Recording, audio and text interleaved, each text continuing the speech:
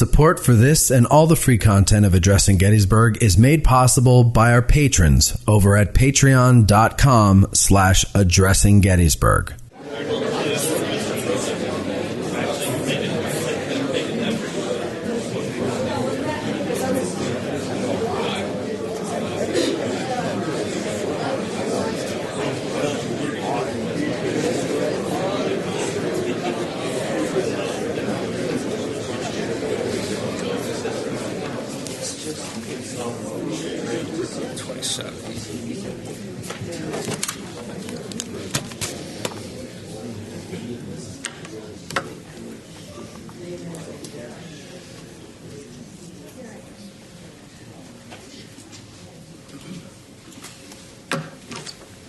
We got a couple minutes. Keep chatting. It was nice, though, that kind of silence, right? Get my tech squared away. I don't know about that. How does the mic sound? You all hear me up top? Good? Good. Good. Matt, you all good with? Yep. Good. Awesome. So before I begin, anyone have any questions about the park? Anything I can help clarify? Any big issues you're all thinking about? No? Good. Lots happening. Lots happening at Gettysburg. We got a new superintendent. He started a few weeks ago. His name is Steve Sims. He comes from Valley Forge. So we're pleased about that. We have a new acting deputy superintendent. Her name is Christina Heister, and she was one of the acting superintendents we've had over the past 2.5 years. So we got some very solid leadership now. Some things are happening at Gettysburg National Military Park. We have a new partnership with the American Battlefield Trust to help us with some of our education programming. So it's a good time to be in Gettysburg. Of course, good time to see you all here. Thank you all for attending the winter lecture series, for coming every weekend or almost every weekend. We certainly appreciate it. My name is Christopher Gwinn. My job at the park is the Chief of Interpretation and Education. So I like to think of that as any way you engage with history when you come to the battlefield. I have a hand in, along with the other interpretive rangers that work here. And not to belabor the point, but we are incredibly grateful that every Saturday and Sunday you choose to dedicate a little of your time to coming here to the Battlefield Park. So it means a lot to us. And I'm very excited to talk with you this afternoon about something that I'm fairly passionate about, which is, one, how the veterans of the battle remembered it, how they thought about it, and how that in turn shaped to a degree the experience of visitors who would come to the battlefield in the days, weeks, months, decades, centuries following the battle. And also one particular area of the battle, one particular phase of the battle, the fighting on Culp's Hill, which is fought over the evening of July 2nd, 1863 and the morning of July 3rd, 1863. And it's often one of the overlooked areas of the battlefield. But what I hope to do today with you all over the course of the next 60 minutes or so is take a very specific look at that one phase of the battle, the fighting on Culp's Hill on July 2nd and 3rd, 1863, and then try to pick apart how the men that fought there remembered it, how they thought about it, not in the long term, but in the immediate aftermath. And I have a bit of an agenda today in doing that, and hopefully that agenda will kind of reveal itself over the course of the presentation. But to try to give you a little context of the direction I hope to head in, I'd actually like to start today by going back to 1963. So the centennial of the American Civil War, the centennial of the Battle of Gettysburg. And, many of you no doubt remember 2013, we had the 150th anniversary of the battle, and we were very focused on the fact that in 2013, what we were trying to offer up to the visitor was not a celebration of what happened in 1863 as much as it was a commemoration of what happened in 1863. So it wasn't celebratory. It's tough to celebrate a battle where 51,000 Americans are killed, maimed, wounded, prisoners of war. That was very different, though, from how the centennial of the American Civil War and the centennial of the Battle of Gettysburg was treated in 1963. I wasn't alive in 1963. How do I transition from that? Perhaps some of you were. I don't know. But if you go back and you remember the centennial, or if you research it, it was a very different kind of focus. It was much more celebratory. So we're going to look at the Battle of Gettysburg, and we're going to celebrate it for all those things that make us feel good as Americans. So we're going to look at kind of the mutual heroism and courage and fidelity of the men on both sides. We're going to extol them for their bravery, their belief in what they thought was right. We're not going to delve into those more difficult, contentious, controversial issues, arguably the more important issues, about what the war was over, the consequences, the legacies, etc., etc., etc. This is going to be kind of a feel-good moment in American history where we can celebrate the fact that 100 years after the American Civil War, 100 years after this cataclysmic event in our national past, we can go and we can reflect on the fact that the country has been able to come together. What I did just purely as an exercise is I went through the Gettysburg newspapers in 1963 in June and in July, and I looked at how the centennial was being treated by the local community. And as you can kind of see from the advertisements I cropped out, it was very celebratory, and it was an opportunity in 1963 for the local community to kind of market Gettysburg as this place of reconciliation, this place of healing. And so we have the Gettysburg Garment Company celebrating the North and South coming together 100 years after the war. If you're so inclined, you can go and see Mrs. Sue Knox, the Battlefield Beauty Bar, and get your anniversary hairdo squared away. We have Stonewall Jackson over there on the left. Sure. So it was very celebratory, very celebratory. And for the community of Gettysburg, the 100th anniversary of the battle was an incredibly important event. It was arguably the biggest event to happen in Gettysburg since 1938, since the 75th anniversary. And as usually happens when Americans reflect on the Civil War, Gettysburg occupies a lot of their mental attention. Gettysburg becomes the place where Americans are going to remember that chapter in American history. And again, it was coming off as a largely celebratory exercise. There was a huge programmatic schedule, for lack of a better word, during the centennial in July of 1963. So if you came to Gettysburg, there were reenactments, there were living history events, monuments were dedicated. Florida, for example, the Florida State Monument is dedicated in July of 1963. There's a reenactment of sorts of Pickett's Charge, which you see there on the left. The Park Service in 1963 took kind of a back seat to a degree. They didn't do a whole lot. They were part of the state and national committees that organized the kind of centennial celebration.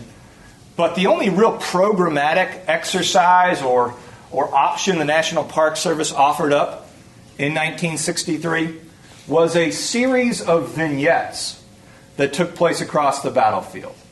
So if you were a visitor, you come to the battlefield on July 1st, 1963 for the centennial celebration.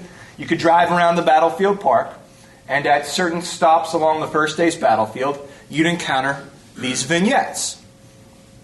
And by and large, these vignettes were reflections of how Americans, at least white Americans in 1963, were treating the American Civil War. We're not going to worry about the ugly part. We're not going to worry about the controversial part. But we will celebrate those moments where Americans from both sides are coming together. So again, if you're a visitor, you come to the battlefield in 1963, you drive around the park, you're going to see a vignette on Barlow's Knoll of the Barlow-Gordon incident. So you'd see these living historians and reenactors basically acting out the moment when Confederate General John Gordon finds the wounded Union General Francis Barlow and cares for him. You would go to the shadow of Oak Hill, to the Moses McLean farm, and you'd watch this vignette of the saga of the Schwarz brothers being acted out. You all familiar with that story? One is a Union soldier in the 45th New York. The other is a Confederate soldier, presumably in an Alabama regiment. They were both immigrants. They came from Germany. They went separate ways when they arrived in the United States. One fights for the North, one fights for the South, and by a twist of fate, they encounter one another on the battlefield. So they acted that out. And on July 3rd, 1963, if you journeyed to Spangler Spring in the shadow of Culp's Hill, you'd see this moment, this vignette acted out where Union and Confederate soldiers, in the midst of combat, as darkness shrouds the hill, filling their canteens side by side at Spangler Spring. It was called Friendly Enemies. And these vignettes were a hit. They were a big deal. The director of the National Park Service actually wrote a thank you letter to all those who were involved, kind of extolling how impactful it was. The Gettysburg Times reported that over the 4 days of the anniversary, 50,000 Americans saw these vignettes playing out on the battlefield. They were a huge success. That being said, not everyone in the 1960s was really pleased with the direction that the centennial was taking. And now I'll turn your attention to Bruce Catton. Bruce Catton, very famous historian of the Civil War era. He's like my spirit animal. If there was a spirit animal, I love him. I love him. His Army of the Potomac trilogy, if you haven't read it, you absolutely need to.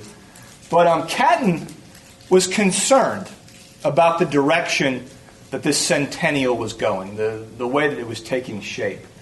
And he was invited in 1962, so a year before the centennial commemoration at Gettysburg in 1962, he's invited to speak at Gettysburg College as part of their annual Fortinbaugh lecture. And he spent part of his time at the college talking about what he saw as fundamentally flawed about this centennial moment at Gettysburg and in the American Civil War. And he has this great quote, which if you'll indulge me, I'll read. Catton said, "If we are not careful, we may become prisoners of the Civil War. Prisoners of its romance, of its legendary, of the odd, heartwarming, ever-living impulses which its people, its flags, its songs, its stories send tingling down the spine. And there's grave danger that a sentimental haze will cloud the landscape, so that we fail to see the deep, tragic issues and the profound lessons which were involved." Now, this kind of goes without saying, because I gave away how Gettysburg treated the centennial, but Catton's warning wasn't really heeded. And I would argue that nowhere on the Gettysburg battlefield, with maybe one exception, nowhere on the Gettysburg battlefield does this sentimental haze that Catton warned about lay heavier than here. Spangler Spring at the base of Culp's Hill. This story of these Union and Confederate soldiers in the midst of combat, side by side, filling their canteens, calling out this truce in the midst of carnage, has, at least in my opinion, really hijacked the story of what happened at Culp's Hill. And I think it's, I think it's a bit of a hijack, because it doesn't really reflect the experiences of the men who fought there. And this story of these Union and Confederate soldiers calling this truce at Spangler Spring has dramatically shaped how visitors in 1903, 1938, 1963, 2020, it has dramatically shaped how visitors engage with that part of the battlefield. So think about it. You're taking the auto tour. You're a first-time visitor to Gettysburg. There's only one stop at Culp's Hill, and it's here. There's only one major parking lot at Culp's Hill, and it's here, with the exception of a few spaces at the summit. What I'm saying is, if you're a visitor, you drive to that spot on the battlefield, this story kind of becomes the Culp's Hill story. And I think in many ways, it's a very flawed story. And it goes all the way back to the decades immediately following the battle. There's a a guidebook that's published around the time of the 75th anniversary of the battle, 1938. And it's written by a man named Paul Roy, who was the editor for a time of the Gettysburg Times. And in this guidebook, he writes about Culp's Hill and Spangler's Spring. And he writes this: almost at the same time, these soldiers, fighting to kill only a few hours before, found this gushing spring, located between the firing lines. They gathered about its cooling outlet and like brothers in arms exchanged greetings while waiting their turn to refill their canteens, partook of the waters that proved such a blessing to these heroes suffering from parched throats, thence returned to their respective positions and later engaged in mortal combat. And then he goes on to say, at every gathering of the blue and gray, it's repeated. On a number of occasions, veterans of the Army of the Potomac and those who fought under Lee who were in the drinking party near Culp's Hill met and exchanged viewpoints as they did upon that memorable night years before. And popular culture has really kind of gravitated towards this moment too.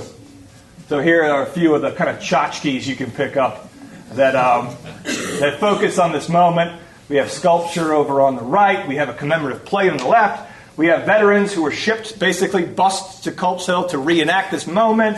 The background is a postcard of the spring. And the monument that you see there is actually built by the War Department. So the federal government is building this monument over the spring to kind of commemorate this moment in the battle.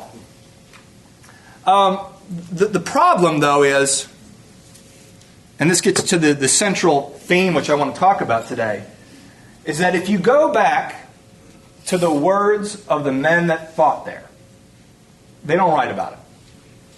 At least they don't write about it in that way. For the men that fought at Culp's Hill and that survived, they wrote about the battle as a trial, as a tribulation, as a moment devoid of gallantry, a moment of bloodshed and human filth. And that was what they focused on in the immediate aftermath of the battle, not this kind of fanciful moment in the midst of the combat where these two sides are engaged in this quasi-truce over the spring. So what I want to do for the remainder of our time together is take a deep dive and look at the words of the men themselves and see how they viewed the fighting on Culp's Hill. Now, I'm not going to talk a whole lot about the meaning they associated with it. So we're not going to talk about Culp's Hill in terms of the Union victory. We're not going to talk about Culp's Hill in terms of how veterans memorialized the battlefield. We're going to confine our focus to those days, weeks, months, and in some cases years immediately following the battle and what they wrote about it. A note on sources. I'm going to try to limit as much as I can the sources I share to those who fought at the Hill and who survived, obviously, but those who were in the Union Army. Now, I do that simply because there's far more Union sources than Confederate sources for this phase of the battle. Even Harry Fawns, who wrote his book on Culp's Hill and Cemetery Hill, kind of lamented the same thing. There's not a whole lot of great Confederate sources. I'm going to interpret the word veteran fairly broadly, though. So I'll talk about the men that actually fought in the breastworks, but I'll also talk about some of the nurses that worked at Camp Letterman who came to the Hill in the months following the battle. I'll talk a little bit about John Batchelder, the first kind of official historian of the Battle of Gettysburg, and how he remembered the fighting on Culp's Hill. So I interpret it fairly broadly. But what I hope you'll walk away with at our conclusion is a very different picture from those Union and Confederate veterans filling their canteens in the spring. So, for a bit of context, I assume we're all familiar with Culp's Hill. Culp's Hill is located just kind of southeast of Cemetery Hill. It is entirely wooded with two exceptions. One, what we call Pardee Field today, which is kind of open meadow on the lower summit of the hill, as well as Spangler's Spring, which is kind of at the barb of the hill at its far southern tip. It is bordered to the left by the Baltimore Pike, and to the right by that waterway you see, which is Rock Creek. It is, to call it Culp's Hill is actually a bit of a misnomer. It's actually two hills. There's an upper summit and a lower summit. It's owned by the Culp family and the Spangler family, respectively. In terms of the overall kind of picture of the Union effort during the Battle of Gettysburg, Culp's Hill is vital terrain. If Confederates captured Culp's Hill, That means the Union position at Cemetery Hill is untenable. It means that the Baltimore Pike, which is a line of supply, retreat, communication for the Union, that's cut, that's threatened. So if you're in the Union Army of the Potomac, you want to win the Battle of Gettysburg, you absolutely have to hold on to that terrain, Culp's Hill. The Union troops that will fight on Culp's Hill are primarily from the 12th Army Corps. They're commanded by a man named Henry Slocum. And by and large, they're veterans. By and large, they're veterans, with the exception of really one brigade of Maryland and New Yorkers. They are men that had fought at Antietam. They had been engaged in the Shenandoah Valley. They fought at Chancellorsville. They're good troops. They're veteran troops. And the same is true for the Confederates that will fight at Culp's Hill. Edward Johnson's division. These are men that had fought in the Shenandoah Valley, that had been engaged in a number of campaigns. So these are men that know what their business is. You don't have a whole lot of fresh recruits fighting on July 2nd or 3rd at Culp's Hill. First Union troops to occupy Culp's Hill are the men of the 7th Indiana. They occupy the hill the evening of July 1st, 1863. By the morning of July 2nd, 1863, the entire 10,000 men or so of the 12th Army Corps will occupy the hill. And they begin to create breastworks. These breastworks are very important to the story of the battle on Culp's Hill. Many, many Union soldiers will write about the creation of them and how prominently they impact the overall course of the battle. And initially, at least one Union general, John Gary, argued against building any kind of breastworks or entrenchments on Culp. So Gary was of the opinion, and he's a division commander in the 12th Corps, Gary is of the opinion that you build up breastworks and you allow your men to fight behind it, they're going to be no good as soldiers. They won't want to fight out in the open ever again. George Greene, who's a brigade commander under Gary, and an engineer at that, basically says, the heck with that, I'm going to dig in. And so that's what his men do. And they create this snake-like breastwork that winds its way down the hill. One of the men involved described it as almost like a crib-like structure where they're piling up rocks and earth and logs, in some cases even a head log, to create these very formidable works. Well, what happens on July 2nd is most of the 12th Corps, by the afternoon of July 2nd, is shipped off to the other end of the battlefield, because that's where the threatened point is, Little Round Top, the wheat field, the peach orchard, leaving only one brigade, a little over 1,500 men under George Sears Greene to hold the hill. That evening, Confederates in vast numbers attack the hill, and they come this close to driving the Union defenders off Culp's Hill, severing the Baltimore Pike, and capturing that key terrain. And arguably, it's only because of those breastworks that these Union troops are able to fend them off. The battle continues the next morning, the 3rd of July. Begins about 4:30 in the morning when Union artillery on Powers Hill will shell Culp's Hill in an attempt to drive some Confederates who had been able to gain a bit of a foothold on the lower summit, to drive them off.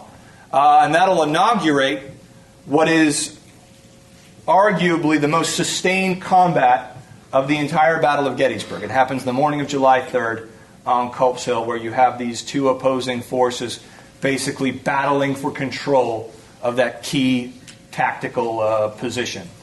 And with only a few exceptions, the Union Army is able to mount a gallant defense. Confederates launch fruitless assault after fruitless assault. And by midday, the fighting on Culp's Hill is over. And Union forces have been able to hold on to the hill. And in the immediate aftermath of the battle, the 3rd and then the 4th of July, the main focus for at least the Union troops who fought there was on basically cleaning up and taking stock.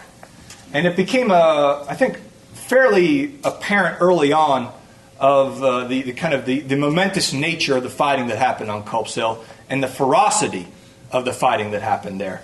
So, for example, John Gary, in his report of his division and their involvement on the hill, he would write that they fired some 277,000 rounds of ammunition during the fighting on Culp's Hill. Now, if you use that number as kind of a baseline and extrapolate for the other Union divisions and Confederates who were involved in the fighting, it's not out of the realm of possibility that close to 800,000 rounds of ammunition were fired on July 2nd and 3rd on Culp's Hill.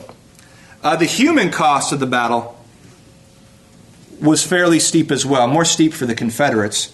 Of the roughly 10,000 Union troops involved in the battle, as many as 1,082 were casualties, killed, wounded, missing, or captured. For the 9,000 Confederates who had to assault up the hill, their casualties numbered somewhere in the vicinity of 2,800. So it was a costly battle.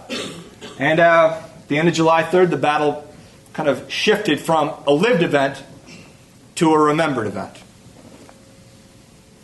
The first accounts that we have from Union soldiers who fought at Culp's Hill, the first accounts we have are usually dated around July 5th and July 6th. By this point, most of the burial of the dead is over, and the 12th Army Corps is marching south and then southwest in pursuit of the Confederates. They're encamped at Littlestown, Pennsylvania, and that's where a lot of the initial Union accounts come from. This brief halt at Littlestown, where for the first time the survivors are able to write home and say, hey, I'm alive, and here's what happened. And I've looked a lot at kind of these early letters from the battlefield. They all take a very similar color. It's these men, as rapidly as they can, writing off a little note to their families back home saying they survived. But when you look at these and you dissect them, a couple of themes emerge. One, these Union troops who survived the battle on Culp's Hill are physically exhausted. They're beat. They've been up, many of them, for multiple days. They're exhausted and they're hungry. A great example of that is George Cobham, who you can see up on the screen there. He would write home and say, I write you a few lines in haste to let you know that I am quite well. We have had one of the most severe battles of the war at this place. The fighting lasted 2 days and resulted in a complete victory on our side. I passed through it without a scratch, although much exposed all the time. And he would actually go on to write about how physically exhausted he was, writing about how he hasn't changed his clothes in multiple days, how he hasn't slept in a long time, but he wants to let his family know that he's alive. Most Union soldiers who fought at Culp's Hill and who survived had absolutely no idea what was going on, other than that they hadn't lost and that the victory was an incomplete one. A young man from the 137th New York would write to his family back home, and he said, I can't tell what is going on now, so I will not try, for we hear so many rumors. General Cobham, who I just showed you a moment ago, would write home and say, I think the rebels will make another stand before long at some point between here and the Potomac. And again, the sense of the unknown comes through as these men write about what they experienced. But again, they're physically exhausted. To get back to that quote I was talking about from George Cobham, here's the full version of it. He would write to his mother on July 5th and say, we have had 19 days of severe marching through heat, dust, rain, and mud, night and day, and marched directly onto the battlefield. Fought for 2 days and 1 night without anything to eat or either sleep or rest. I have not had my clothes off or my boots off since I left Leesburg, except once for a few minutes to change my shirt and socks. So these guys, they're physically exhausted, they're thankful to be alive, and they have no idea what's going on. Now, those are the men that got to leave. Those are the men that fought, that survived, and passed through that crucible unscathed. For those men who were wounded during the fighting on Culp's Hill, their experience was much, much different. One of the best accounts I've ever read of what it was like to be wounded during the Battle of Gettysburg comes from this gentleman, Joseph Irwin, Company B of the 29th Pennsylvania. And he would write about his experience in his diary. And I'll share it with you in some detail just because I think it's so good. So Irwin is a member of a regiment who was ordered off Culp's Hill on July 2nd in the afternoon. And then he's sent back to Culp's Hill that evening in darkness. Now, he's supposed to just basically go back and occupy the position where his regiment was earlier in the day. But of course, battles aren't static. They change. The battlefield evolves. And so unbeknownst to Mr. Irwin, the spot he's supposed to go to is now occupied by Confederates. And when his regiment approaches Culp's Hill, Confederates do what Confederates do. They open fire on him. And he's hit. And Irwin would write this. He wrote, "I received a ball which entered the backbone of the hip, grazing the spine, passing through the stomach, and lodging under the skin about 2 inches above the navel. I fell forward on my face. My musket flew out of my hand and I was helpless. After trying in vain to get on my feet, I gave it up and lay quiet. I could get upon my hands and knees, but not on my feet. I had very little pain. The ball in passing through mostly caused a warm sensation." And what he's writing about, I think, really is the immediate shock of being hit and that moment before the pain has really set in. He'll be transported back to the 12th Corps Field Hospital, and during the movement from Culp's Hill to that field hospital, he would describe the experience like this. He said, "I now began to feel a great deal of pain. My stomach swelled up and I could breathe, but with difficulty. I suffered torture on the way there from the jolting over the rough road and did not expect to reach the hospital as I was swollen up a great deal and nearly suffocated, and it was with much difficulty that I could breathe." He isn't treated until the 3rd of July, when he writes, "After a great deal of coaxing, I got one of the doctors to extract the ball from my stomach, which gave me a great deal of relief." So the experience of being wounded was very different, obviously, from the experience of a soldier who was able to leave Culp's Hill. Perhaps the most famous case of a wounded soldier following the battle, at least in terms of Culp's Hill, was this gentleman, George Warner, Company B of the 20th Connecticut. And George Warner is actually a case of friendly fire. He's at the base of the lower summit of Culp's Hill, and behind him, across the Baltimore Pike on Powers Hill, are Union batteries. And they're firing over the position of the 20th Connecticut with shells, trying to drive the Confederates off the lower hill. Well, invariably, some of the fuses on these shells would go off too early, exploding over the ranks of the men of the 20th Connecticut, one of which struck George Warner. In the regimental history of the 20th Connecticut, they would describe the trial of George Warner like this. "Private George Warner of Company B lost both arms by the bursting of a shell from one of our batteries in the rear. He was carried to a field hospital near the front lines where he underwent amputation, though strange to say, he was unaware that he had lost but one limb until coming soon under the hand of Surgeon Terry, when he coolly remarked, 'Why, Surgeon, I've lost my right arm too. I thought I had only lost my left.' Notwithstanding the magnitude of the misfortune, that which for rendering a human being helpless one can scarcely conceive of a greater, the poor fellow bore up bravely under it, so that even to this day," and this is being written in the 1880s, "even to this day, by his industry as an agent of sale of various articles of merchandise, he has comfortably supported his family." So this poor guy is the victim of friendly fire on Culp's Hill, and the shell took off not one arm, but both arms.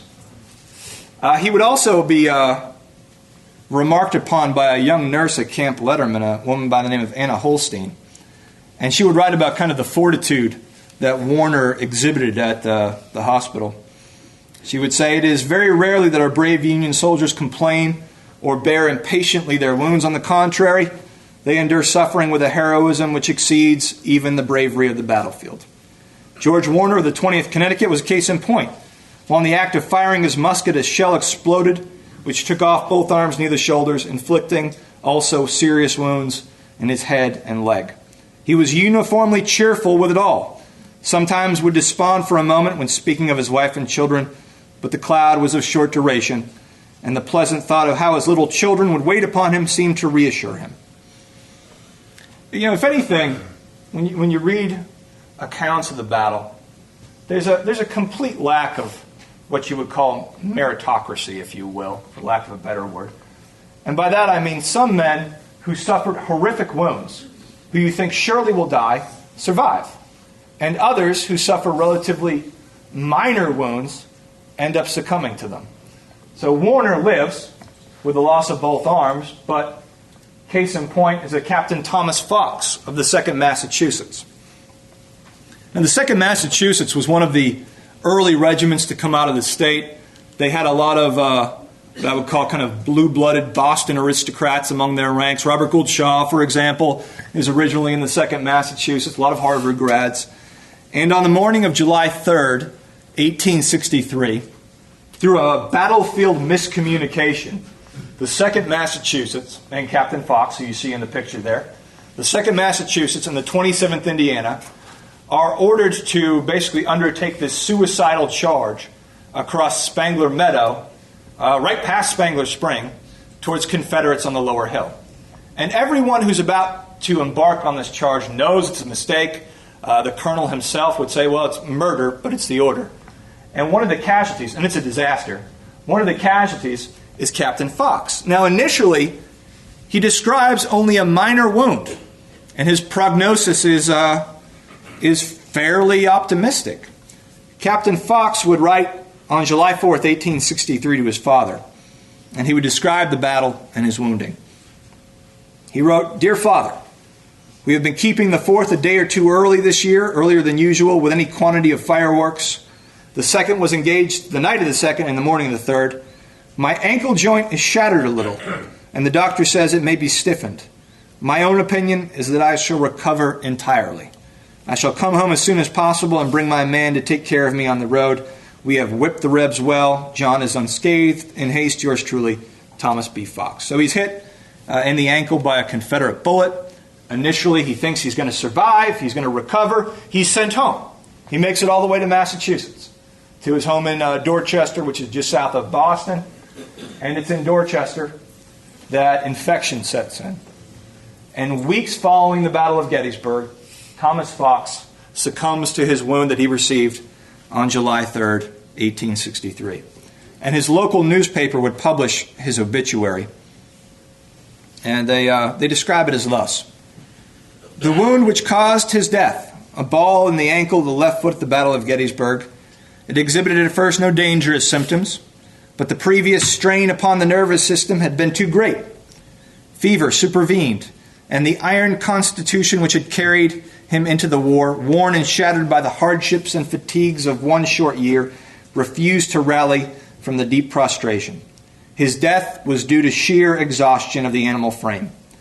It seems impossible that the heart of valor and the body of strength and the living boundless force, which we knew a few months since and called by his name, can so soon be cold. We advance no extraordinary claim on his behalf, but we dare think that no one has perished in these wars who was every way more fit to live." In a certain sense, Fox is lucky in that he gets to die at home. So if you've ever read This Republic of Suffering, which is a wonderful book that examines how Americans in the mid-19th century thought about death, the author spends a lot of time describing what a good death is.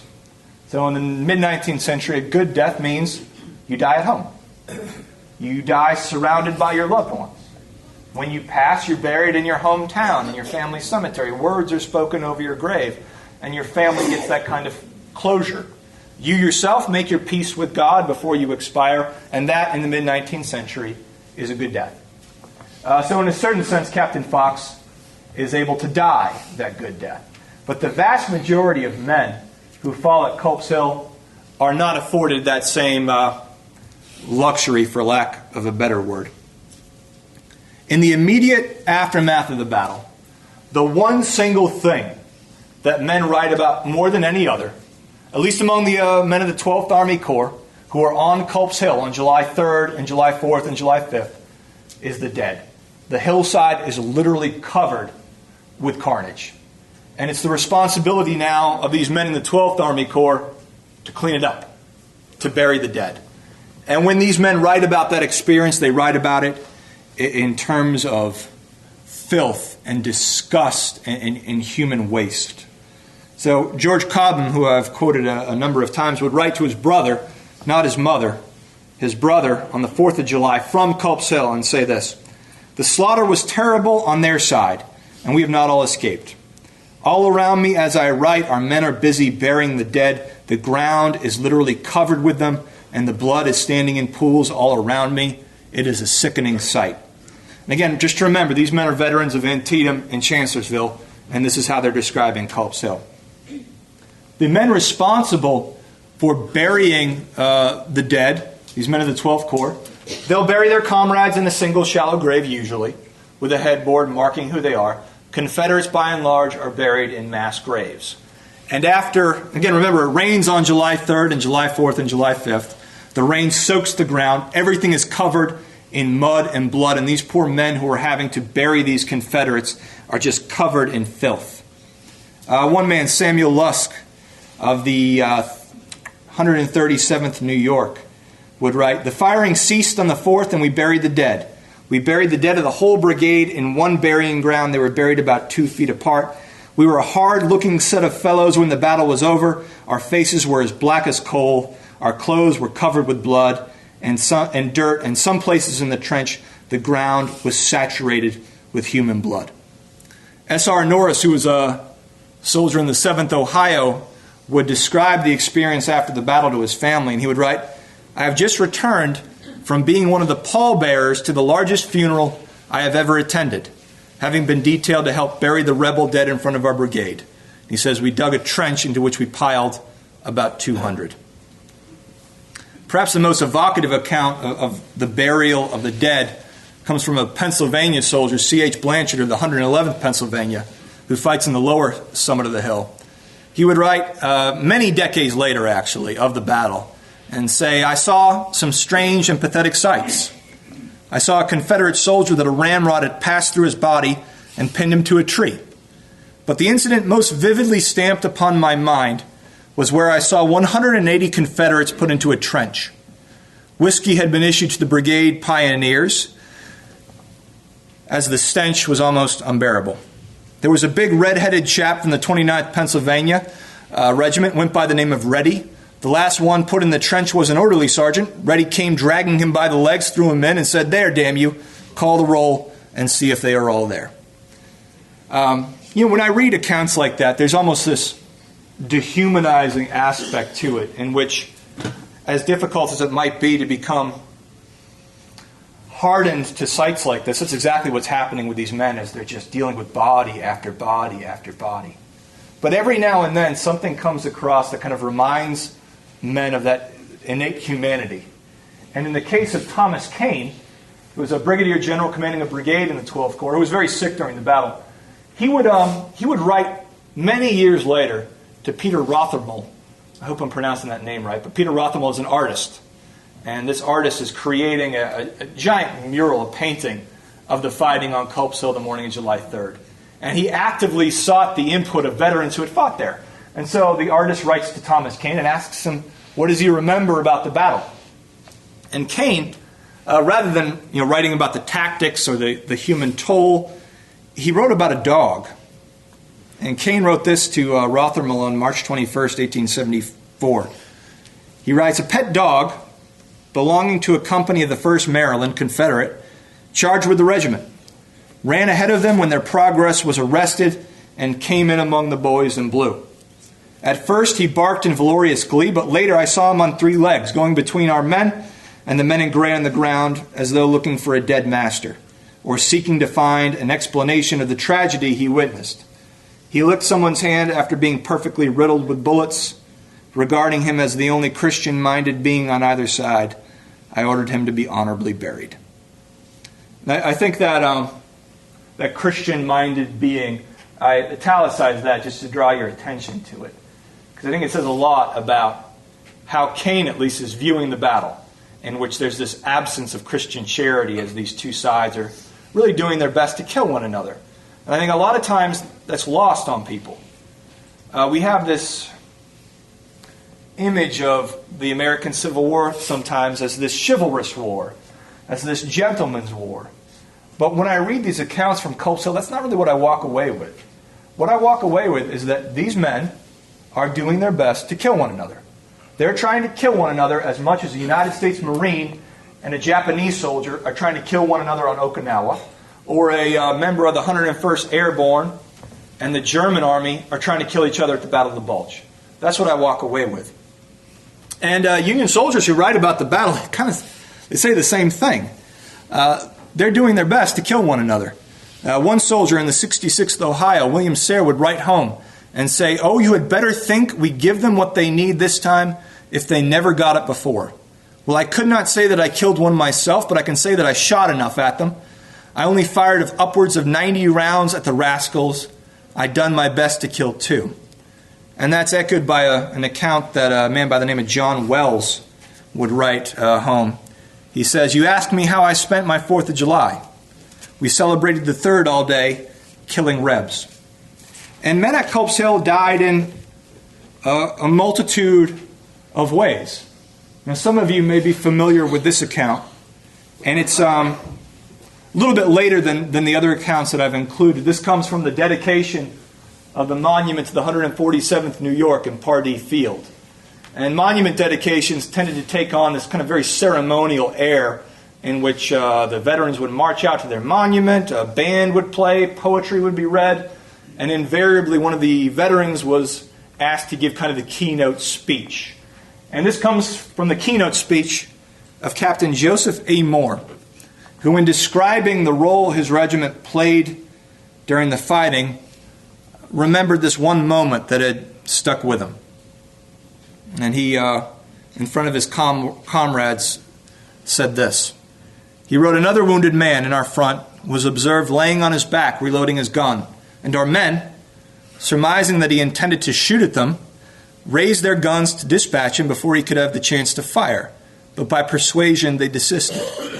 The wounded rebel was watched when he deliberately placed the muzzle of his gun under his chin and with his ramrod forced the trigger and shot himself through the head."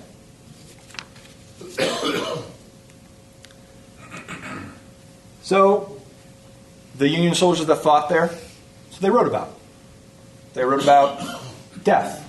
They wrote about being covered with filth. They wrote about killing rebels. They wrote about men who were victims of friendly fire. They wrote about dogs, innocents, being killed in the fighting. And a lot of times they wrote about the destruction of the natural environment.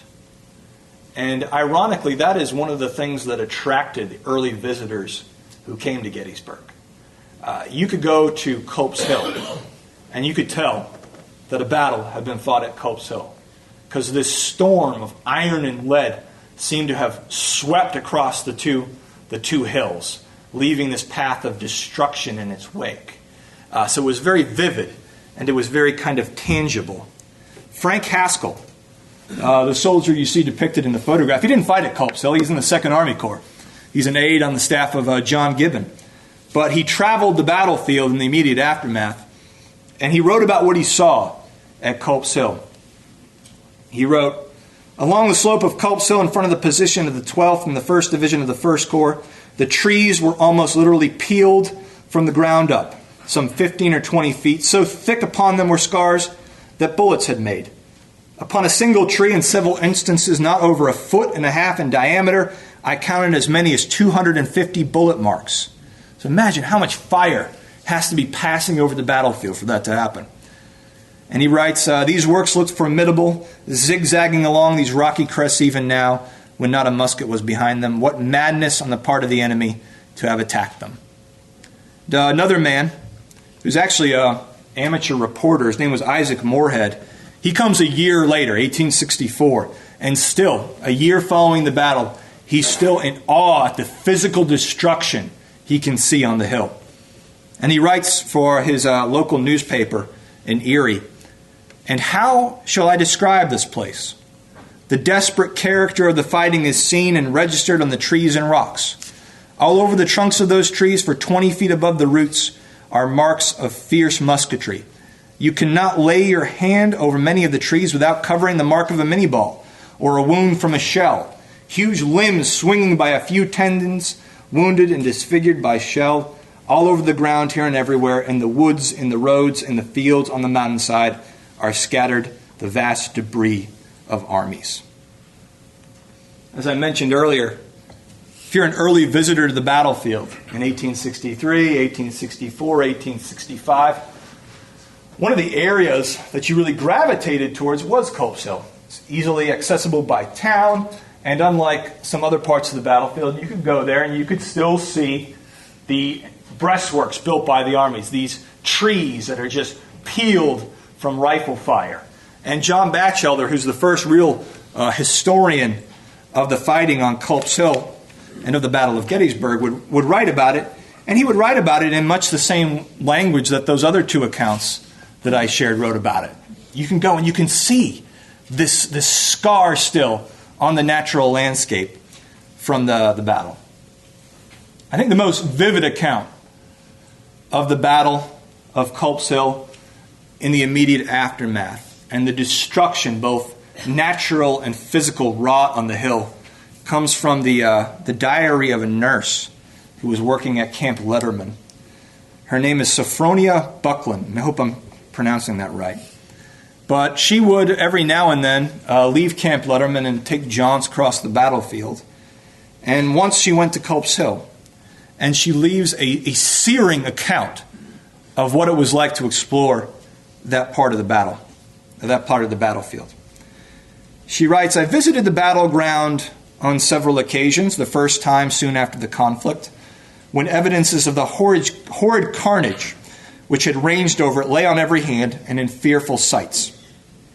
Earlier in life, it would have been almost impossible for me to walk over such a field of horror, but I had grown familiar with death in every shape.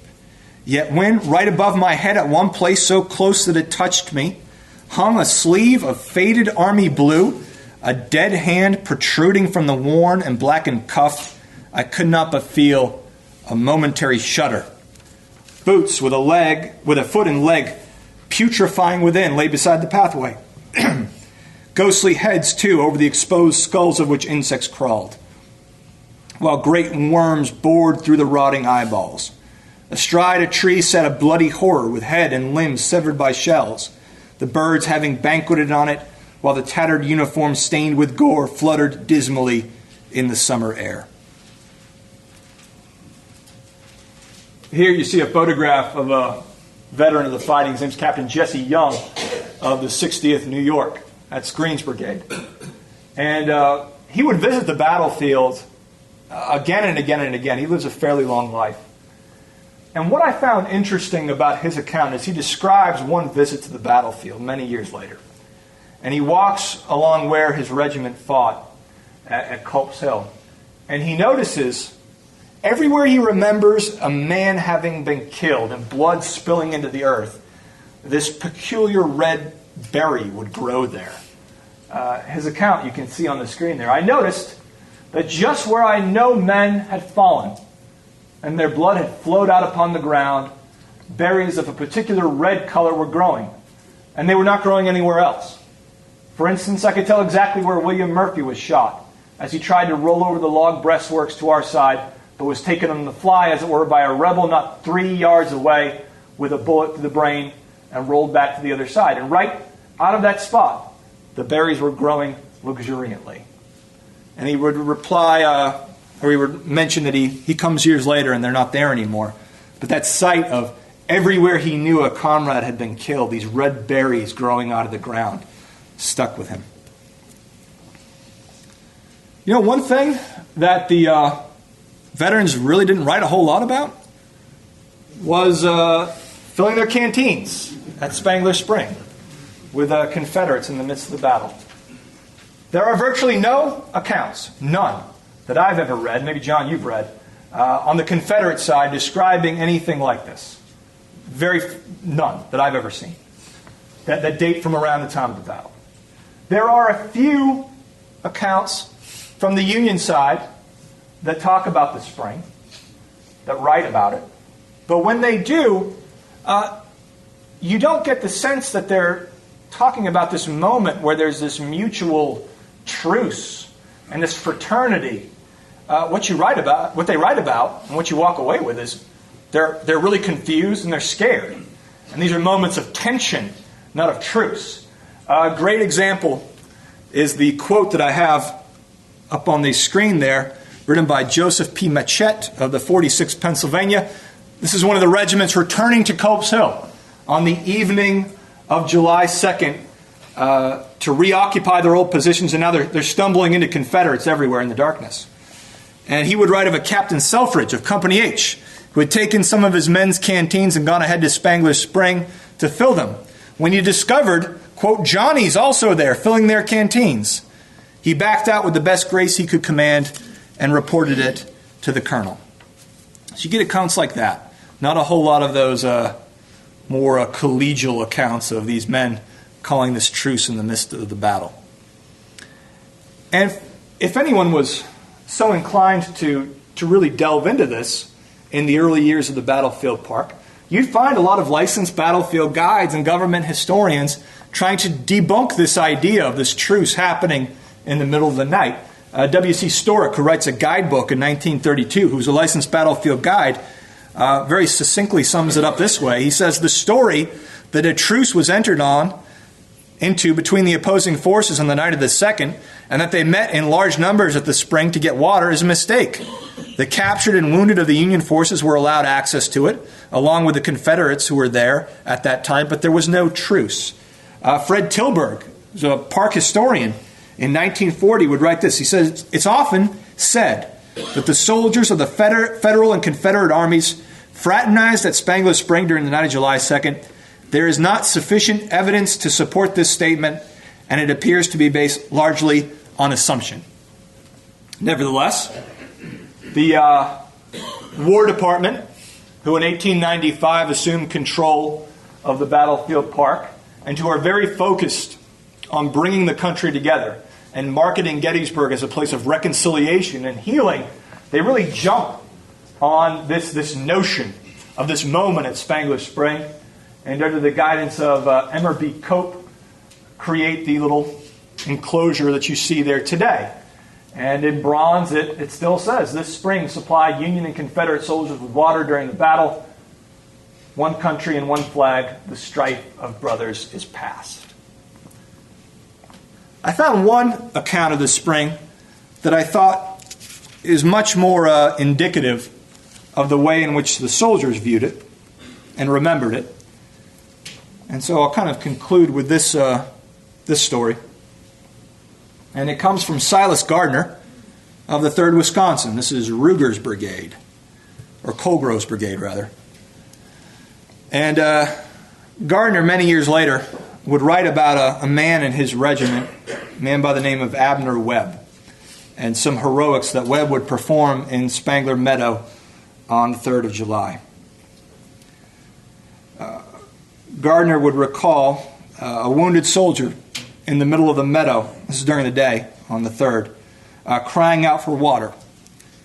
And he would say, I've heard that cry many times before and since, but nothing like that one. The wounded man had an entreaty and pathos in his voice that would touch a heart of stone. It was maddening. The men all became nervous, would move uneasily about, and tried to keep up conversation, but still that cry rang out. Soon I saw a member of my company spring to his feet, hasten to the rear and fill his canteen from the spring, come back and take off accoutrements. It was Abner Webb. I asked him what he was going to do. He replied, Captain, I can't stand it any longer. I'm going to take that man a drink if they shoot the hell out of me. And so that's what he does. He grabs a canteen, and Abner Webb rushes over the Union breastworks out into Spangler Meadow to try to give this wounded man who's crying for water a drink. Gardner would write, the bullets of the enemy fairly rained around him, even though they could plainly see what he had done, giving a man a sip of water. But through the storm of lead, he sprang over the works untouched, having done his mission. With a cheery smile on his face, he said, well, I gave him a drink in spite of them. And this was republished in the Milwaukee Telegraph in 1885. Webb, that soldier in the 3rd Wisconsin who rushed out into the meadow to give this wounded soldier a drink, would later be wounded at the Battle of Resaca in 1864, but he lived. So the one account I could really find of kind of mercy happening at Spangler Spring was this soldier, Abner Webb, who got shot at for doing what he did by the Confederates who were on the opposite side of the battlefield. So in my mind, this story is much more indicative of what the situation at Spangler Spring was like during the battle. And so I'll conclude, again, by going back to the words of the men that fought there. When these Union soldiers and nurses and historians wrote about the battle on Culp's Hill, they wrote about destruction. They wrote about carnage. They wrote about death. They wrote about the death of innocents. They wrote about human filth. They didn't find anything particularly ennobling in what they did. They didn't write about it in this kind of chivalric terms or tone. But they did, in later years, emphasize how difficult it was for them to forget what they encountered on that hill, as it stuck with them. Charles Morse of the 2nd Massachusetts would write, "As years go by, many of the memories of the war will become dim, and we shall forget the details of some of our campaigns. But the 3 July days at Gettysburg were too grand and impressive ever to be forgotten." And perhaps more on the nose, S.R. Norris of the 7th Ohio would write, "As long as reason holds her sway, until all else is forgotten, I shall remember that day and its ghastly dead." And so I'll go back to the words of Bruce Catton in 1962, who is increasingly concerned about the way that Americans are remembering this moment in their national past and painting it with rosy colors rather than looking at it for what it was. "If we are not careful, we may become prisoners of the Civil War, prisoners of its romance, of its legendary, of the odd, heartwarming, and ever-living impulses which its people, its flags, its songs and stories send tingling down the spine. As we proceed, there is grave danger that a sentimental haze will cloud the landscape so that we fail to see the deep, tragic issues and the profound lessons which were involved." I want to thank you all for sticking with me. The subject matter was less than cheery, but I certainly appreciate it. So thank you all for being here today.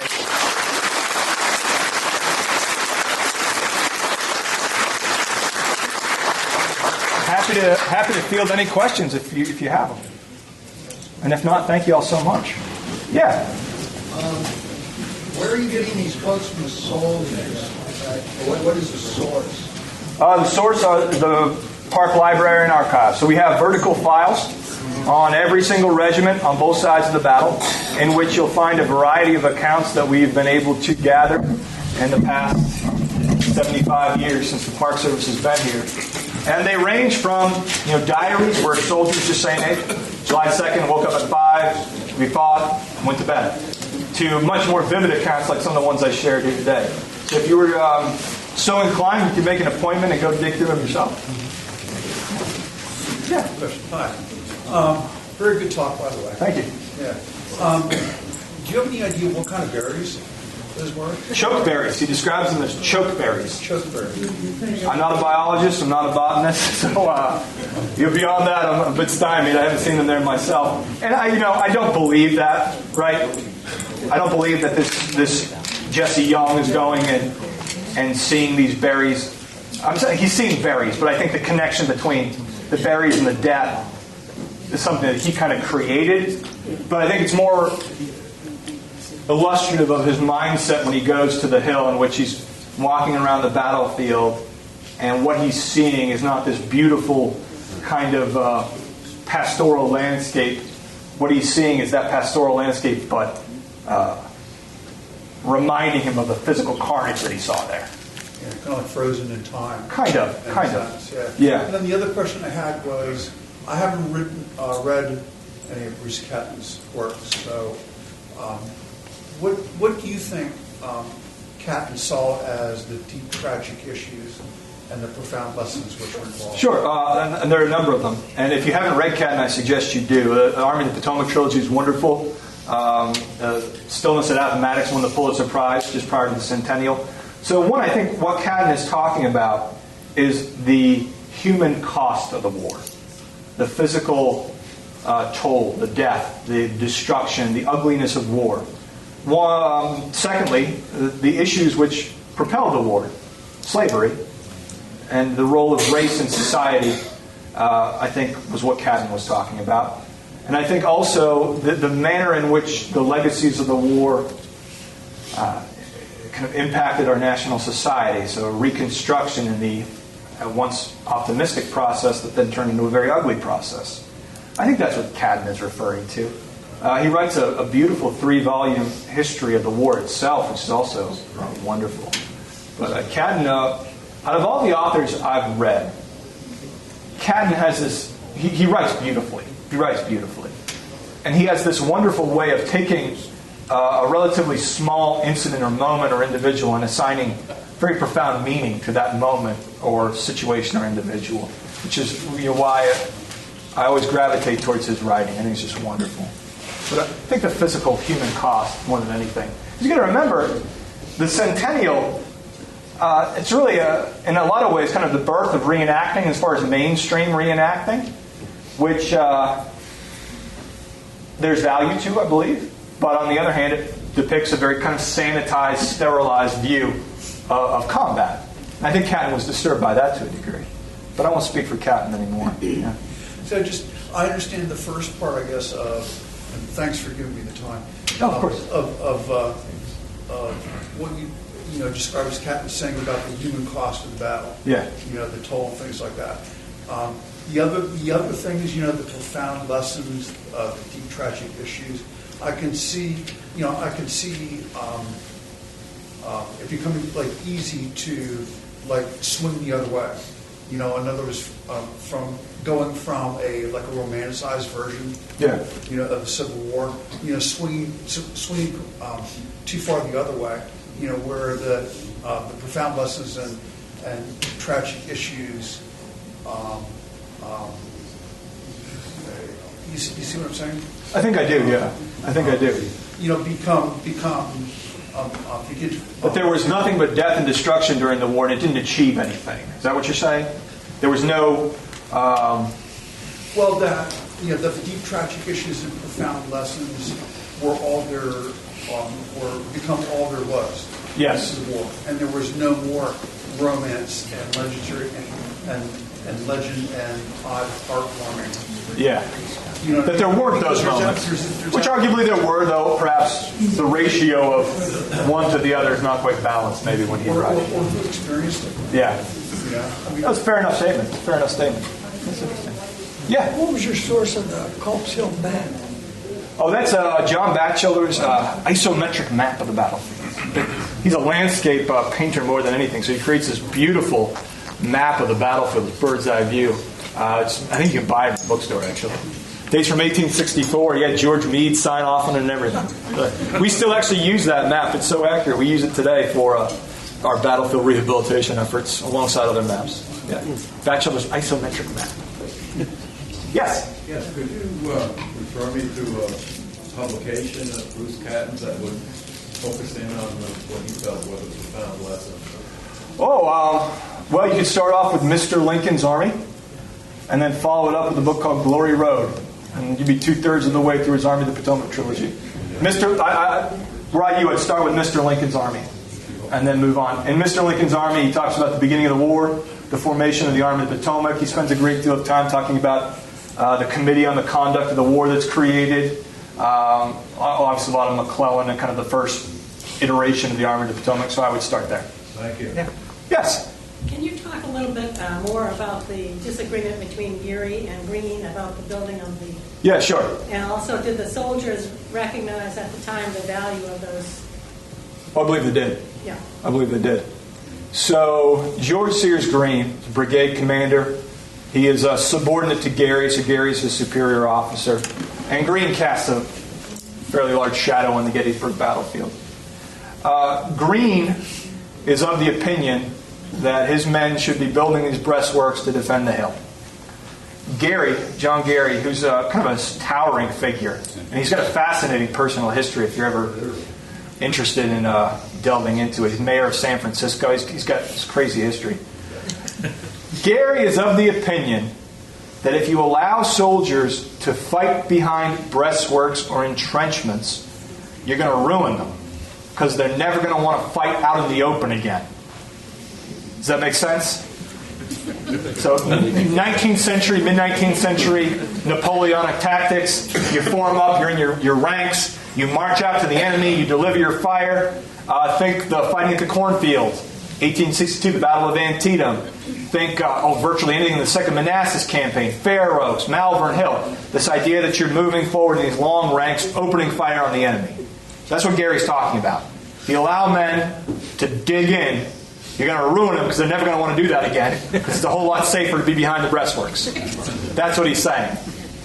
And so Gary and Greene have this debate, for lack of a better word, about the value or lack thereof of building breastworks. And Greene obviously was fairly persuasive in his argument, because the entirety of the 12th Army Corps end up building these breastworks. And these are formidable things. There's a beautiful Matthew Brady photograph taken about, kind of on the lower slope of the hill, depicting the nature of these breastworks. I mean, they're fairly robust things. And at one point, Greene even builds a traverse. So this line of works perpendicular to the main line, so that if something happens, his men can fall back to that and have this secondary line of works to fight from. And thank God he did, because they use it on the night of July 2nd. And also, it's, I think, instructive to go back to the Battle of Chancellorsville in May of 1863, in which the 12th Army Corps, they're in some pretty heavy combat. They're in a bad situation. And so I think all this is informing Greene, who was also, again, an engineer. He's a West Point grad, so he's a guy that's used to building things. And I think, thank goodness they did, because in my opinion, for what it's worth, that is really the difference between victory and defeat on Culp's Hill that evening and the next day. It's the value of those breastworks. I hope that makes sense. Well, folks, thank you so much. Oh, one more question. Yeah. It's Culp's Hill, the hill that we said take that hill was practical. He's talking about Cemetery Hill. Cemetery Hill. So that's what he's referring to. Culp's Hill, if you take Culp's Hill, you take Cemetery Hill too, because Cemetery Hill becomes untenable if you're in the Union Army, if that wooded hill off on its right is occupied. Because that means Baltimore Pike it's not really useful to you as an artery anymore. So Union troops leave Culp's Hill, Confederates take it, Cemetery Hill's abandoned. But when Lee's talking about take that hill if practicable, he's talking about Cemetery Hill. Folks, thank you all so much. Have a good day. Have a safe day.